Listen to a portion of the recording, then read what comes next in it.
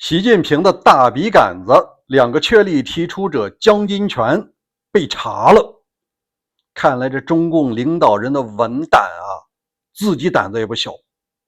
他们一不管钱，二不管权，到底是怎么贪污的呢？他们有一个特殊的条件，搞起钱来不输于副总理。大家好，我是大卫，美西时间7月20号。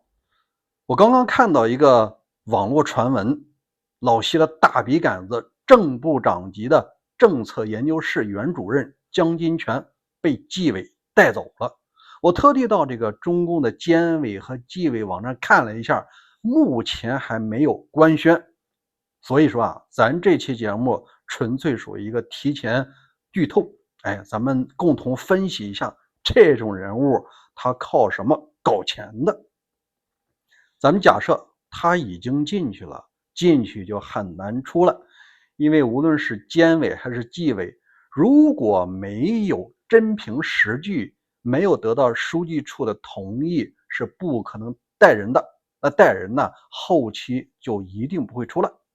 好，那我们知道大概率讲到严重违法违纪，主要还是搞钱。这个角色他怎么搞钱的呢？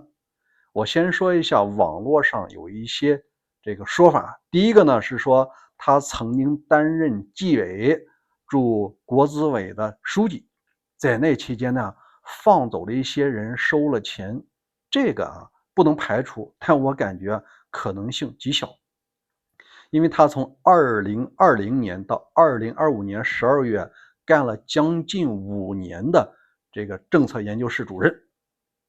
你想他当纪委的事那是以前了，他不可能把前几年拎出来吧，对不对？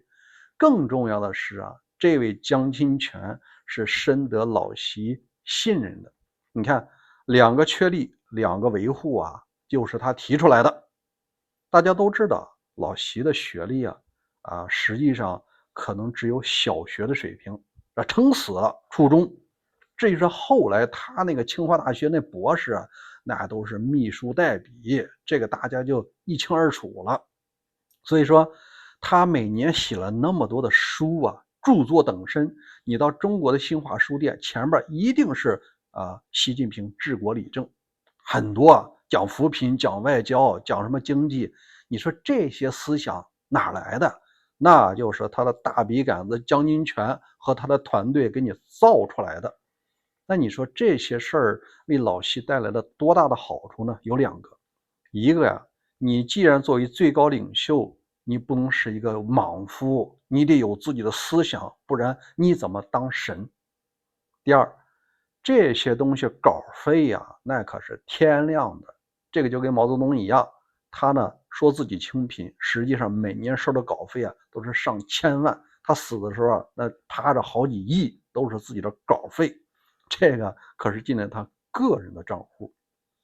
那我们就来分析一下这位所谓的笔杆子手下也就是个写作班子，既不审批也没有项目，怎么搞钱？我个人判断他们有一个非常重要的得天独厚的条件，就是绝密信息的优先查阅权。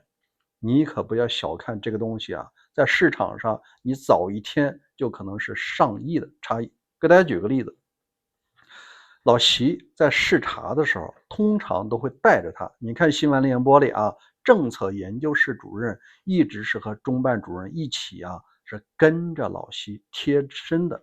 干嘛呢？写稿子。这些人在提前1个月甚至更长的时间就已经得到未来1个月甚至是后期的详细考察计划。你去考察什么企业，什么企业就会得到政策扶持，它的股价就会，明白吗？你提前1个月知道你买入，或者说他的关系人买入，如果说这个企业视察完了以后股票涨了，这个收益它不是千万，它有可能是上亿。这还仅仅是股票的问题。或者说老习看到哪个行业不好，他要锤报，谁先得的信息通常都不是副总理，那都到了执行层面了。那一定是政策研究室啊，首先看媒体怎么造势宣传，把这个行业给它抹黑的一无是处，然后呢再采取什么压制措施，这个时候文胆是排在第一位的。副总理拿着这报告的时候，这已经是让你干活执行层面的。但是得到这个信息的人告诉自己的关系人，这些股票赶紧抛掉，所有的业务合作赶紧停掉，这儿能省多少钱？你看到了吗？信息啊，在这个环节，尤其在整个产业，这就是钱。当然了，这是我个人观点啊，不一定正确。那我们再来看看，还有一种可能不能排除，就是说错了话。这点啊也能治死罪的。因为什么呢？因为这些文胆啊，他有时候觉得他看领导人的眼色是不同的。为什么呢？你出的那些书、那些讲话，那都是我写的，你脑子里空空如也，也就是个小学水平啊。他在内心中并不尊重自己的上司和老板。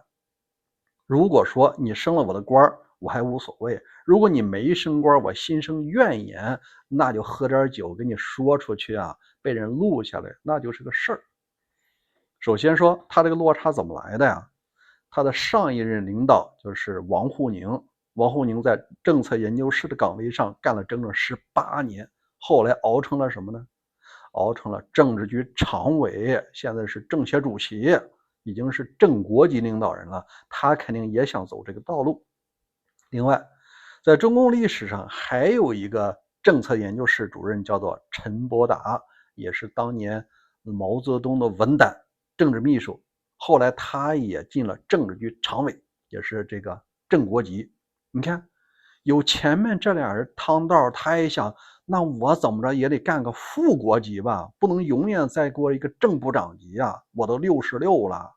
所以说他在2025年，也就是去年的时候没升上去，一定是心里面有些想法的。那结果呢？结果就有可能啊，趁着升不上去，赶紧搞点钱，那就赶紧把手里能看到的信息换成市场上的信息差，而这个就能值上亿甚至更多。好吧，当然这是我个人的猜测。有人问老毛的这政治秘书命运怎么样？都不怎么样。他的第一任的政治秘书胡乔木啊，也是被他自己整。说到底很简单，当这些大笔杆子吹捧来吹捧去都没有得到回报的时候，他一定不愿意闲着。我刚才看了一下这位江金泉，他吹捧过老习吗？是，他吹捧的人多了。自从邓的时期，他就写这种邓小平什么什么文选参与人之一吧。到了江泽民时期，他又讲三个代表如何如何。三个代表谁提出来？是王沪宁，但是他跟着讲江主席的什么理念。到了这个胡锦涛，他又讲什么科学发展观。你搜吧，在中国的百度上，他写的很多文章吹捧过邓、江、胡、习，还吹捧过温。你就可见这种人谁当政啊，谁就是老板，我就写谁，一生都在做吹鼓手。严格意义上，这不叫文人，这是刀笔利而已。他如果说因为搞钱落着这个下场，我感觉啊不亏，也许就值了。当然了，您有自己的观点，可以在留言区留言，咱们共同来探讨。明天见吧。